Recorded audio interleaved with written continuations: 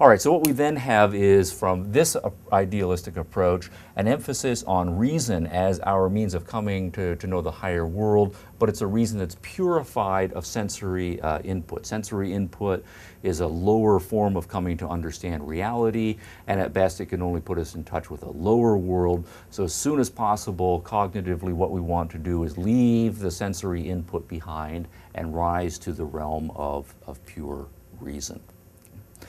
Now, another point that's important in connecting human nature to epistemology human nature rather to epistemology for the idealists is the question of how many people are capable of, say, achieving mystical insights. How many people are capable of engaging in the pure reason that is really necessary in order to come to understand the higher truths.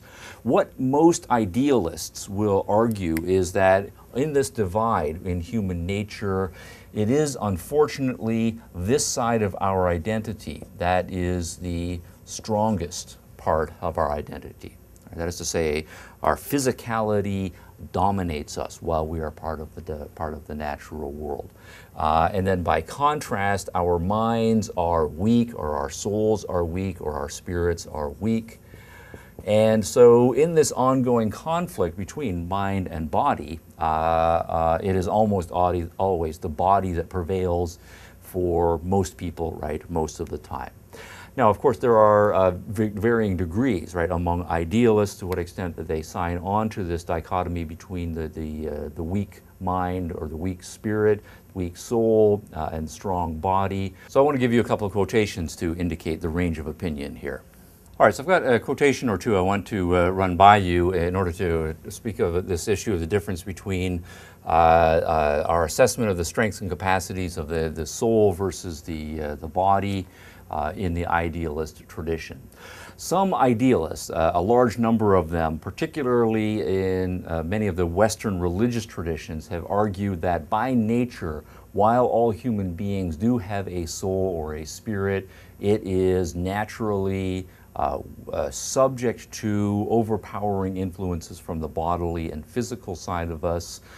In many cases, that's put in moralistic language. The argument is that we know that our soul should be aspiring to higher metaphysical truth, but at the same time, our body is providing various strong temptations, but because we are weak morally, we give in to our bodily temptations, and so therefore we are fundamentally sinners, right? We do things that we know we shouldn't be doing. Others will take that same position and strengthen it, arguing that we really just can't help ourselves. To be a human being is to be dominated by the physical side of our natures, and our spiritual side or our mental side is totally incapacitated. And so that is why we are totally weak, totally dependent upon a higher power to come in and rescue our souls from being trapped in this lower body and in the lower physical world. As a representative of that tradition, kind of that extreme body strong, soul weak position, I have a quotation from St. Paul from the New Testament, where St. Paul says, quote, "I am physical, sold into slavery to sin. I do not understand what I am doing, for I do not do what I want to do. I do the things that I hate. What a wretched man I am. Who can save me from this doomed body?" All right, so what he is saying is what he really wants to do is to have his soul reunited with God, but he finds himself completely incapable of doing those sorts of things. He always finds himself doing the things that he doesn't want to do. That is to say, he being his soul in this case, what he does is he does what his body does, right? He is sold into slavery, right, to sin. Sin in this case being doing the things that the body wants, which are the opposite of the things that God wants for him.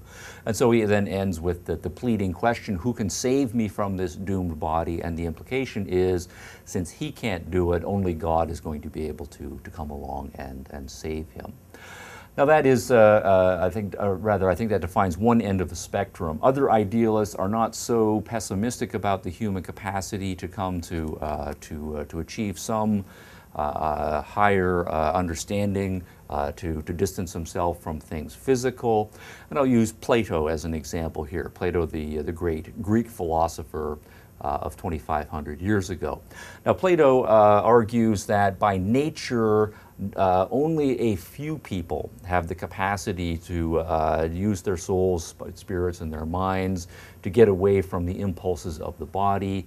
He has rather a tripartite division of humanity into those who are, for the most part, sold out to their physical being by nature. They don't have a strong enough spirit or a strong enough mind, and so they are essentially only a little bit higher than most of the brute animals that are out there. But there are, in Plato's account, some human beings who, through usually an accident of birth, or it's not to say that they chose to be this way, although choice does become an element in his system, but that they are born, right, with a mind that is strong enough, that with effort, with diligence, with resolution, their mind can come to control and tame their bodily impulses, and so through the application then of pure reason come to ascend to a higher plane of abstraction and understanding in the higher world. And many idealists, usually it's idealists in the more impersonal position, will follow Plato down that road of urging those few among us who have such a capacity not to waste that capacity, not to give in to the bodily and physical naturalistic way of life, but rather to strengthen their mind, strengthen their spirit, and achieve higher truth.